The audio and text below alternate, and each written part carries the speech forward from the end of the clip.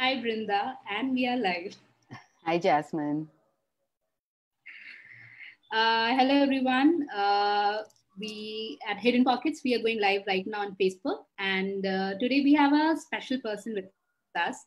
And I'm just going to introduce her once, and then we straight away dive into the questions that we have. So today we have Brinda Jacob-Janvrin. I'm still learning the last name. It's a French word. I was told Yeah. 2 minutes back. She's a movement based expressive arts therapist, an authentic movement practitioner, and facilitator. I needed to read all of this because this is very specific and very different from the normal words that you associate with therapy. She's passionate about arts, the mysterious working of the psyche, soma, and connection between the body and the earth. She's also the founder of the Studio for Movements Arts and Therapies Trust. Thank you so much, Brinda, for joining us, joining Hidden Pockets for a Facebook Live, especially because we were really excited about having people outside the sexuality circle to come and talk to us.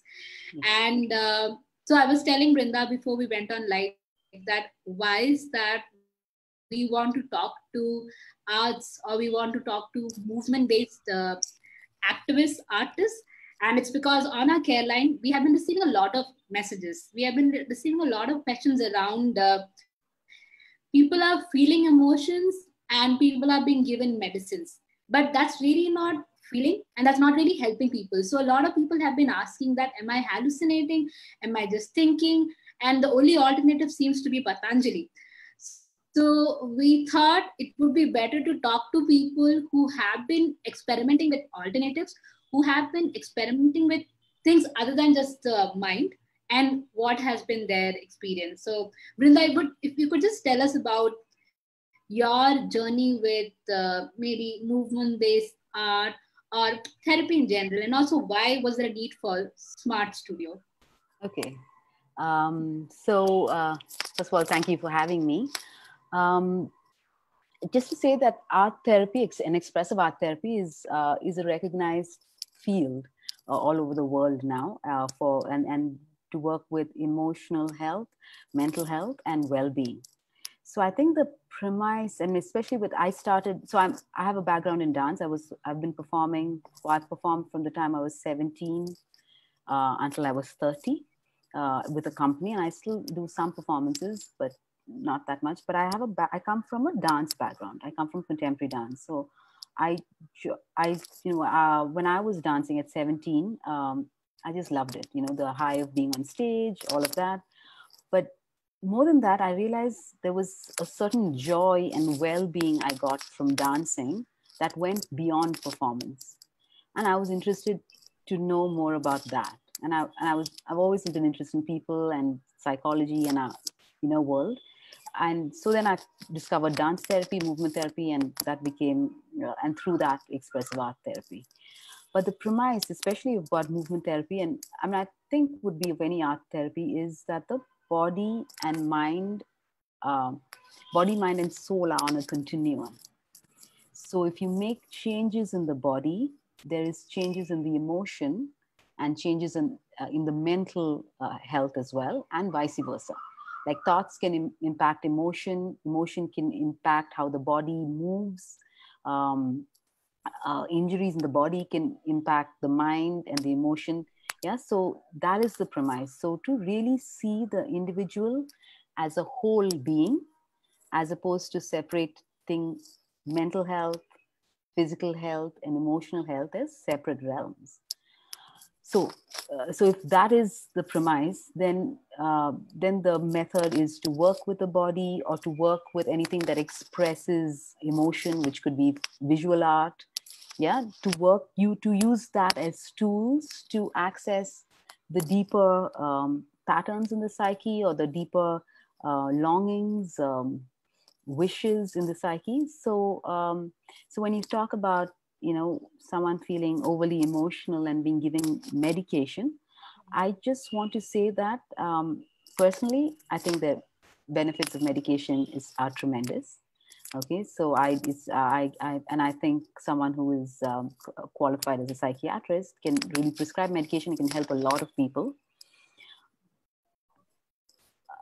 saying that there are some things that can actually also be worked with um, at a deeper level. Yeah. So, for example, if I'm feeling emotional, I could move that, and I don't know why, because my outer world is perfect. I'm in a perfectly happy, have a happy family. My work is going great, but I feel low.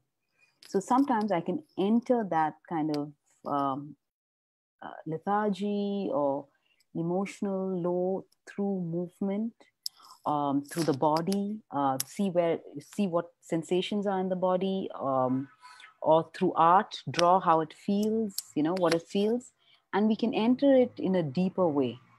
Now, the wonderful thing about art is every artwork or a piece of movement usually holds both the wounding. So I may be feeling depressed and I draw this out, so it will hold that the pain, it holds my pain, but also unconsciously something else is also held in that paper, which is the possibility. So on one piece of paper or on one piece of movement, you have both the wounding and the potentiality. So that's a wonderful, so a client who's feeling low and is moving or dancing or drawing and is really focused on that, but when she or he steps back, and if it's reflected from the therapist, they're able to see this, acknowledge this, but also notice something else that comes up, right? And that's the healing, because when then the client is no longer identified with just the wounding, but it suddenly expands to hold both the wounding and the potentiality. Yeah. And then ways emerge. Does that make sense? Or does it have a... No. I was just thinking while you were speaking, Brinda, that often when we talk about feelings, there's this tendency to focus on the mind. Yeah. And this is something even I've been learning, that the most of the responses are I think, and I think. Whereas while you were introducing, you said feeling. And even at Hidden Pockets, something we were trying to figure out some time back was like, how do we engage with sexuality with senses? Keep the mind away, but how do we do it with other senses? And even in your work, you mentioned psyche a lot. And do you think, even like in India especially, there seems to be some kind of acceptance or even some kind of knowledge around if this kind of therapy or this kind of method can help us connect with ourselves a little more better? Well, it's very new in India as a recognized field, but it's been in our culture for years and years and years, right? In all our folk dances, in our folk art, even in our classical art, and I mean, all of it. First of all, I think the wonderful thing about Indian performing art is it really brings together dance, like movement, drama, costume, like design. It brings all of that together, and so it kind of has an ability to hold the individual as a whole, and that is the healing. The healing is to come together, is to integrate. So we're bringing together parts of ourselves that have been rejected or shut down or suppressed. We bring it together and we hold it as a whole, and in that holding we expand. We become more than our struggles. Does that make sense? No. Yeah. I'm actually, while you're speaking, I'm trying to think with you. Think, there we go again. I'm trying to feel with you. Because often on our care line also, we have noticed that when women come to talk about sexuality, they often talk about either pregnancy or abortion. We rarely get clients talking about pleasure or talking about any kind of sensation. And I keep thinking that, is it because we as women have rarely really felt or rarely even engaged with our own femininity? Because I mean, like even with our womanhood, most of our experience are limited to certain kind of life processes. And when you're speaking on movement, that's the kind of image I keep getting whenever you say the word movement. There's this feminine figure, but it's just, how do we even get people to start talking about it, or start even acknowledging that there's something more? And how do we, like, because I noticed that in smart's work, there's a lot of focus on the feminine, the internal processes, the internal powers that we have. So I mean, it all sounds really big even to me right now, but how do we bring in or even make a space for the language of femininity in a world like, at Yeah, present? in the world of patriarchy. Yeah, Yeah, I didn't so want to use the word. Yeah. yeah, but yeah, so okay, so if the idea is to look at a person as a whole, then the healing is to hold all these different parts of an individual. Then what we're looking at are the parts that have been repressed, or have been hidden, or have not been given permission to be expressed. And the world today privileges the masculine way of being, right? Which is logic, intellect, um, going ahead, go out and conquer, and but there is a whole different way of being, which is just being, which is holding, nurturing, creating space, and none of that is acknowledged. Feeling is often not acknowledged. It's always thinking.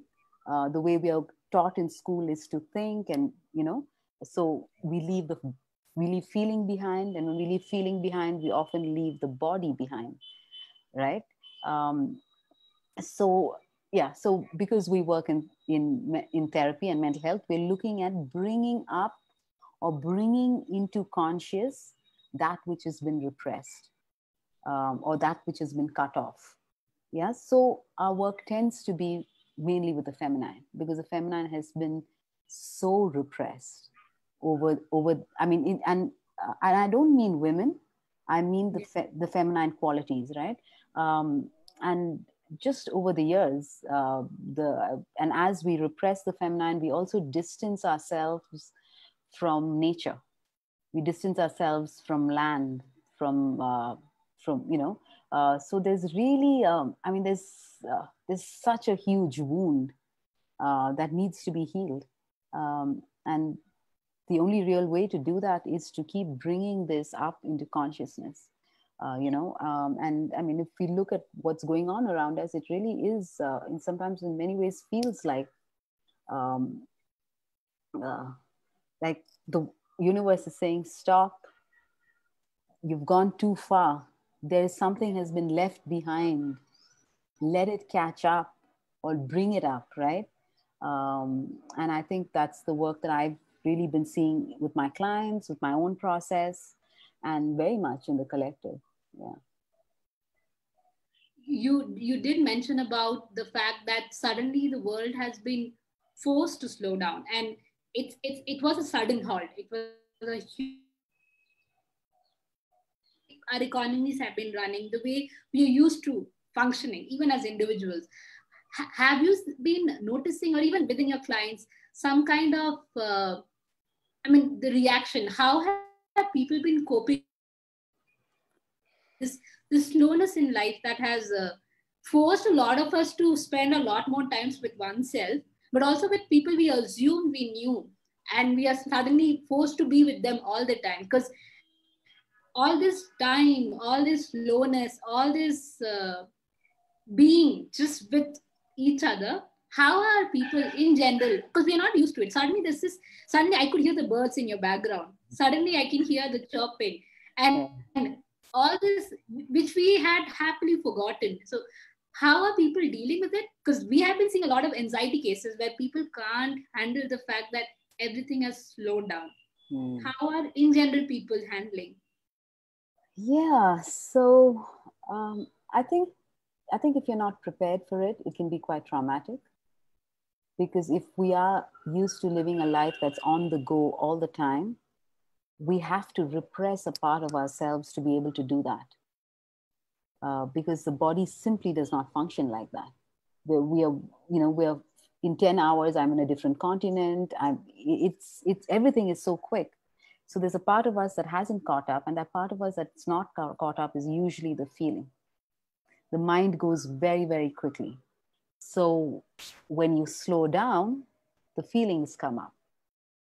And there's anxiety because the feelings are not always pleasant, right? So, and especially what tends to be suppressed are the difficult feelings. So that comes up, then there's anxiety around that. And then, of course, there are, there are, cases where it's just been so, people are anxious about their livelihood, people have lost livelihoods, people are trapped with their abusers in the same house. And, it's also a lot of that, which is quite heartbreaking. But I do want to say that I've had a fair amount of clients and colleagues and friends who've actually really relished the lockdown in many ways, because finally permission to be, to really bring your circle very, very small to either just yourself or the immediate people that you care about, and to really focus on what does well-being mean, and to have the time to do that. I know people who really feel like their house is like a paradise.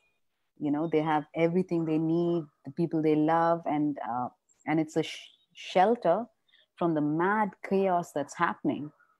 But it's also a paradox, right? Because something is so beautiful and something else is so scary around. And how do we hold both? And what is reality, right? Which one is real? Is this an illusion, this joy that I feel from, just being on my garden all the time? Or, am I in denial? Am I shutting off the world? Or is the world a little bit, maybe I don't need to know so much, so it's, yeah. And I think, I think in this slowing down, we're also really able to really see the flaws, the things that don't work, that we could just pretend didn't exist earlier. It's all in our faces, right? The way we treat people of a different community, the decisions we make, the cost of advancing. Now we really get a chance to really look at it and then make decisions and make choices. So yeah, definitely a difficult time, but I think a powerful time. Also a time of possibility. Yeah. It's very intense. So I'm just going to read one of the comments that somebody wrote under the video. Thank you for sharing this, Brinda. Holds the wounding and potentiality. You had mentioned it some time back. Because you did mention healing a lot, many times in your conversation, and healing seems to be a long process. Healing seems to be a process that has its own journey, and often, and I'm going to connect it to one of the deaths that did got talked about a lot, about Sushant Singh's death, and a lot of people were really, really, and I think that's a conversation people are still having: how to deal with anxiety, emotions, and even if you're in a journey of healing, there's always this need to be, quickly. You need to heal quick. You have to really recover fast.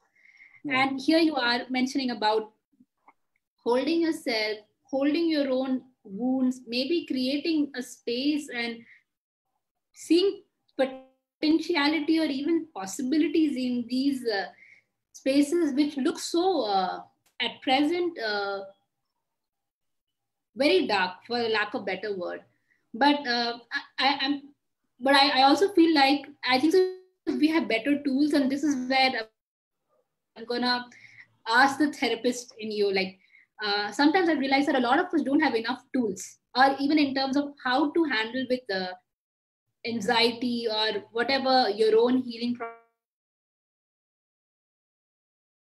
is, we rarely get told that maybe you need help, maybe should talk to somebody else or a professional or somebody who can help you think through it. So what are some of the tools, if you had to tell people who are on their own journeys of healing, on their own journeys of So I'm just getting going to used say, to the I'm just going to affirm what you said about healing is a process. Yeah, it really is a journey. And in order to be in that process, I mean, I think if we can let go of a destination, and be ready to just stay in the present, in the here and now. And this is also what is being asked of us right now with the pandemic, right? We have no idea what the future is going to hold. So we really have to learn to be present to in the here and now. So if we can stop seeing having a destination or a need to fix, I'm anxious, I have to get over it, is, then you can, then there are ways to get over it, which may not necessarily be healthy. Or I'm anxious, what is underneath that anxiety? Can I just stay? Can I slow down? Can I feel into this anxiety? What is underneath it? Maybe it's fear. Okay, where does this fear come? So, because something that is so traumatic in the collective will always trigger your inner trauma. Yeah. So, if you slow down, you can actually and allow it to emerge, there's a possibility to work with it, to work with that which is deeper, as opposed to thinking, oh, this is wrong, I shouldn't feel this, so let me fix it. Yeah. But everything is on a continuum. Some people may not have the luxury or the ability, or something may be really overwhelming, which they can't actually stay with.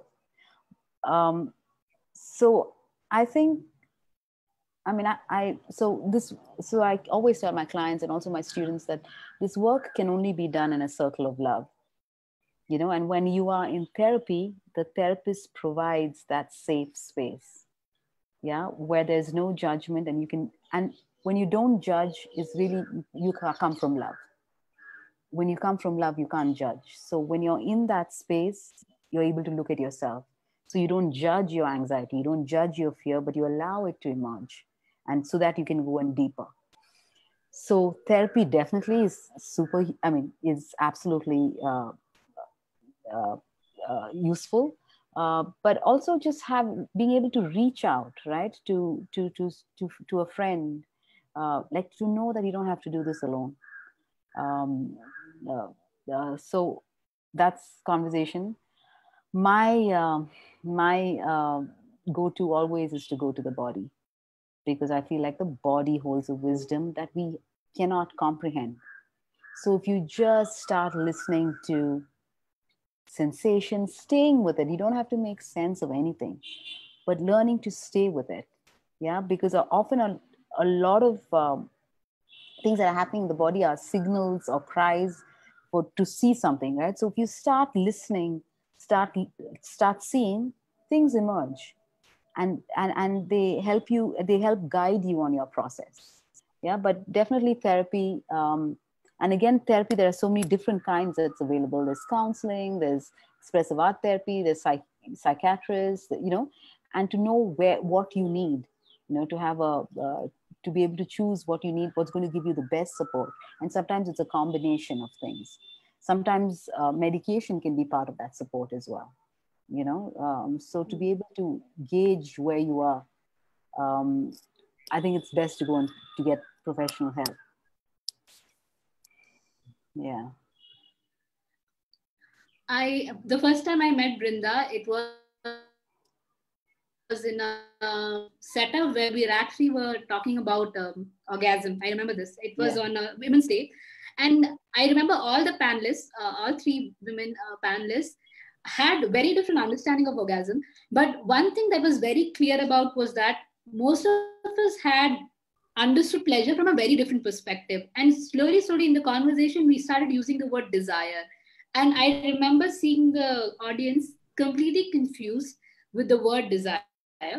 And even this is something even on our care line we have noticed that women find it easier to talk about, you know, uh, like sex, easy to talk about getting a check, but it's very the moment we say the word desire, what do you desire, what does your body desire, we always hear silence.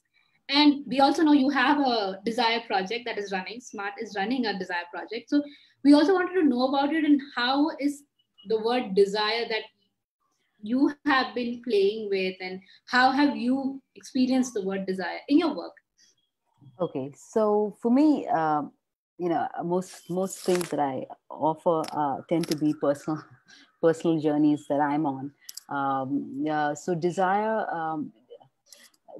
for me has been the path. I believe is the path to empowerment. So I have been very, especially for women, because so I've always been kind of very conscious about violence against women, silencing of women's voices, um, and this kind of helplessness about what do you do about it. You can rage, and you're just not heard, or it's just not seen. So for me, this felt like an powerful alternative way to work with to retrieve your power. And it was to honor your desire, because it's the first thing that religions, institutions all want to crush, right? What a woman's desire. We're not allowed to have desire. We have there are duties that we can do, but our own desire is always the first. So I was kind of interested to see, because I do so much work with the body, how do we hold desire in our bodies, and therefore how so if we give expression to it, so we don't have to do anything in the outside world, but just in our bodies, if how do we hold it, if we can acknowledge it, if we can recognize it, and if we can follow it, I find that it's an incredible um, guide to your process. It really reveals your process for you. And I think a lot of people I've worked mainly with women who are on this process of desire. They often desire and trauma are very closely linked, because we don't access desire because of some trauma. So we don't go anywhere close to it. But when we work with desire, it leads us sometimes, not all the time, sometimes to old traumas, things that have not been dealt with. It comes up and you can examine it. And when you go past that, you go closer to your desire. The beautiful thing about desire, again, is that it's only a desire if you haven't actually fulfilled it. So it's always just a little bit ahead of you. And I'm beginning to see that as something really beautiful and like an intelligent way of keeping you moving forward or keeping you, it's not even forward, it tends to be spiral, but keeping you on that journey to get to know yourself deeper and deeper. And if we look at desire in the romantic sense, my desire for the other is really that longing for union, that longing to come together, to be in union with the other. And that longing really comes from a longing to have union within, your own divine union, or divine marriage, they call it, which is, in the divine masculine and the divine feminine, that integration. And so we come back to the word integration, to bring back parts of ourselves, right? So that longing we have to see ourselves as whole, to bring all our different parts of ourselves together, is often projected onto another in wanting to meet that. So, I'm in love with this person, and I want to see him, but more than wanting to see him or her, I want to see myself the way he or she sees me, the way they see me. So because I've not experienced that before, and I want to experience that. So it's really a desire to get to know yourself deeper. And that is therapy, isn't it? And that is the individuation process, to go deeper into who you are, to get to know who are you and what is your authentic voice? What is your reason to be here? And to be able to express that fully.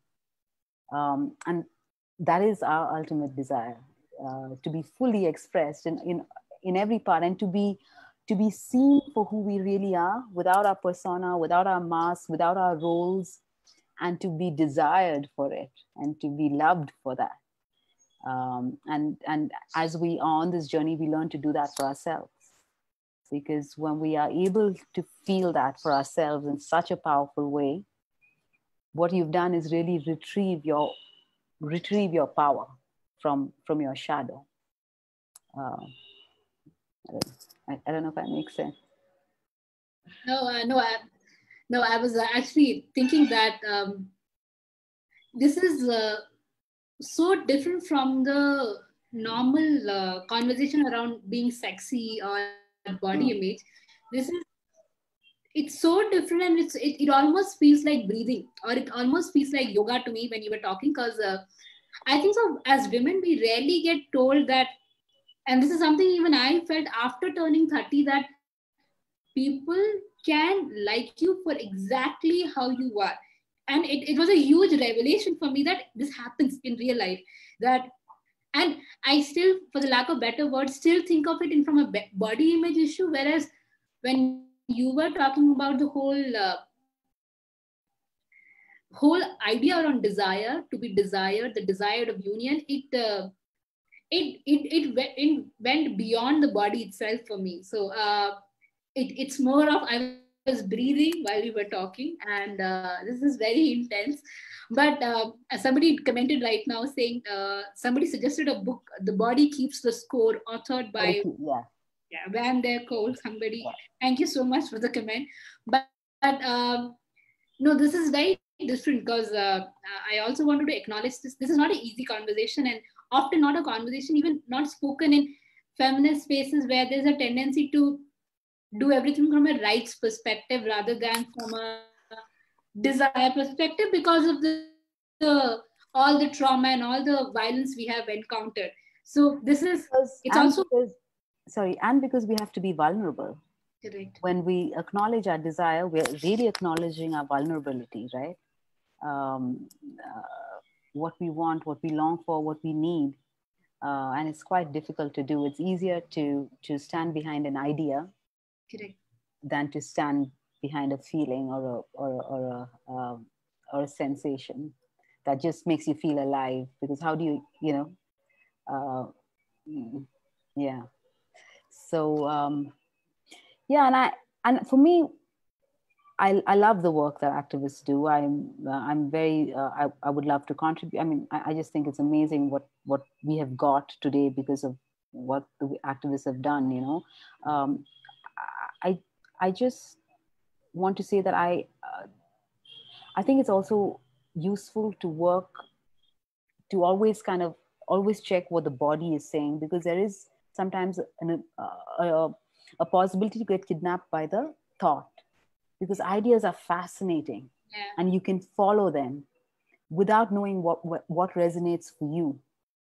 And you can, whereas if you stay with the body, it might be slower, but you're working with something that deeply resonates with you, that you're really passionate about and is your truth.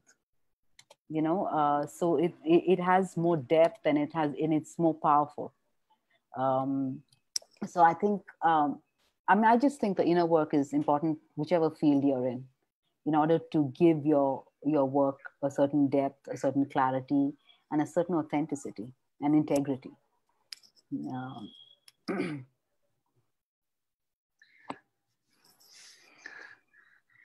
I'm still breathing right now. No, it's a lot. It is really a lot. But thank you so much, Brinda, for coming and just helping us feel, even for the 30 minutes, but making us feel that all these things that we are trying to achieve, and also all these problems that we are trying to solve, might be great, but if we really can't sit with our inner selves, if in our beings, with our own bodies, with our own sensation, it might might not lead to where we are trying to head towards. And for people who are from Bangalore, I also do want to tell that Brinda does take clients, and she uses movement based therapy, movement based work to talk to clients. So please, you can approach them. Also, you can look at Smart Studio's amazing courses, and one of the course is on Desire Project, and they have some fascinating workshops that are coming. And also, it's I think so, even among the activists, I think so it's very important to acknowledge that the burnt out is real. The burnt out is it's tragic, and if we need this work to be sustained, we need a lot of us to be around, and we need as a collective to hold each other but also heal and create those spaces. So Smart Studio has been doing that, and that's the tool that most of us need, because we are so busy solving the world's problem that we rarely get time to engage with ourselves. But thank you so much, Brinda, for putting it out so beautifully. I actually didn't even feel like this was a conversation. I felt like I was listening to poetry. There were times I got lost, but it felt very nice. And thank you for sharing your time, your space, your beautiful room view. It's gorgeous to see that. I think that it makes a difference, especially when you're in a lockdown and all you're watching is walls the whole day. It's beautiful. Thank you so much for joining us Thank today. you. It was so lovely to be here. Thank you. So people who have been joining us, you can also, we'll be tagging Smart Studio. You can also go check out their work also on Facebook. Thank you. Thank you, everybody. Bye. Thank you, Brinda. Goodbye.